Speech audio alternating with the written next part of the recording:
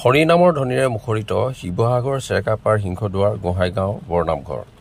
দুদিনীয়া কাৰ্যসূচীৰে এই বৰনামঘৰত অনুষ্ঠিত হৈছে ভাগৱত পাঠ, ব্যাখ্যা আৰু বাৰ্ষিক বৰসভা। দুদিনীয়া কাৰ্যসূচীৰে প্ৰথম দিনা বন্তি প্ৰজ্বলন, ধৰ্মীয় শোভাযাত্ৰাৰ পিছতেই ভাগৱত ব্যাখ্যা কৰে লখিমপুৰৰ পৰা আমন্ত্ৰণ জনাই অনা জগত বনিয়াই। পাঠক হিচাপে থাকে পদ্ম কাকতি আৰু পল্লৱ চুতীয়া। অন্তিম দিনা সন্ধিয়া আমন্ত্ৰিত শিল্পীৰ দ্বাৰা এখন ভাওনা প্ৰদৰ্শন কৰা হয়। Bureau report, Patkai TV. 93 সংখ্যক শ্ৰীমন্ত শংকৰদেৱ সংঘৰ ৰঙীয়া অধিৱেশন 9-11 ফেব্ৰুৱাৰী তাৰিখে অনুষ্ঠিত হৈ গ'ল।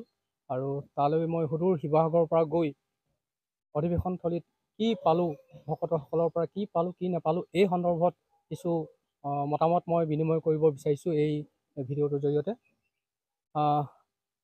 যোৱা 9-11 ফেব্ৰুৱাৰী তাৰিখে শ্ৰীমন্ত শংকৰদেৱ সংঘৰ 93 সংখ্যক বাৰ্ষিক অধিৱেশন ভাগি সুন্দৰভাৱে আৰু সুশৃংখলতাৰে অনুষ্ঠিত হোৱা আমাৰ দৃষ্টিত পৰিলক্ষিত হৈছে। যথেষ্ট ভকত প্ৰাণ বৈষ্ণৱ সমস্ত আহি লক্ষ লক্ষ ভকতৰ সমাৱেশে দ্বিতীয় বৈকুণ্ঠপুৰীত পৰিণত হোৱাৰ পৰিলক্ষিত হৈছে। আমি খুব সুন্দৰ পাইছোঁ।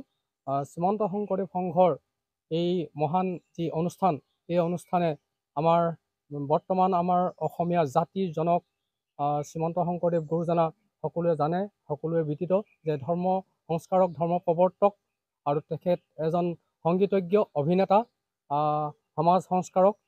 এই মহান গুৰুজনাৰ নীতি আদৰ্শৰ ওপৰত প্ৰতিষ্ঠিত শ্ৰীমন্ত শংকৰদেৱ সংঘৰ এই মহান অনুষ্ঠানটোৰ আমি সংবিধানৰ গণ্ডিৰ ভিতৰত থাকি যি আমি এখন হৰিনাম ধৰ্মৰ দ্বাৰাই দীক্ষিত হৈ একতাৰ এনাজৰীৰে বান্ধ খাই আমি এখন হৰিনাম ধৰ্মৰ প্ৰচাৰ প্ৰসাৰত আমি ব্ৰতী হৈ আছোঁ।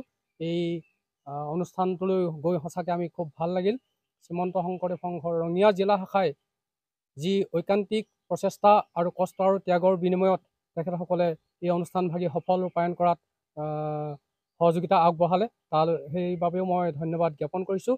আৰু অন্যহাতেদি শ্ৰীমন্ত শংকৰদেৱ সংঘৰ সেৱা বাহিনীৰ সদস্যসকলে যি যথেষ্ট কষ্ট আৰু ত্যাগৰ বিনিময়ত তেখেতসকলে সুশৃংখলতাৰে পৰিকল্পিতভাৱে তেখেতসকলে পৰিচালনা কৰিলে। ভকত সেৱাৰ যি উচ্চ মানসিকতাৰ ভাৱ পৰিলক্ষিত হোৱা দেখা গ'ল। এই আপাহতে মই শ্ৰীমন্ত শংকৰদেৱ সংঘৰ মুখ্য অধিনায়ক সঞ্জীৱ বৰা বাপুলৈ মই সশ্ৰদ্ধা সেৱা প্ৰণিপাত জনাইছোঁ। আৰু ভৱিষ্যতেও এনেধৰণে অনুষ্ঠানত অংশগ্ৰহণ কৰি খুব ভাল লাগিব। আৰু এটা মোৰ কথা এই আপাহতে মই ক'ব বিচাৰিছোঁ, যিকোনো এটা অনুষ্ঠান সমাধান বা অনুষ্ঠান পাতিবলৈ গ'লে তাৰ মাজত ঘাত প্ৰতিঘাত বাধা বিঘিনি যথেষ্ট থকাটো আছেই, কিন্তু তাৰ মাজেদি আমি কেনেকুৱা ধৰণৰ আমি সফলতা পালোঁ আৰু বিফলতা ক'ত থাকিল এইখিনি বিশ্লেষণ কৰাটোহে আচল কথা। সফলটো থাকেই, কিন্তু বিফল ক'ত হ'ল আমি সেইখিনি পিছৰ পৰ্যায়ত পৰ্যালোচনা কৰিলে পৰৱৰ্তী পৰ্যায়ত আমি কেনেধৰণে এই অনুষ্ঠানটো সঠিক ৰূপত আমি আগবঢ়াই নিব পাৰিম, সেইটোহে আমাৰ বিচাৰ্য বিষয় বুলি মই গণ্য কৰিছোঁ।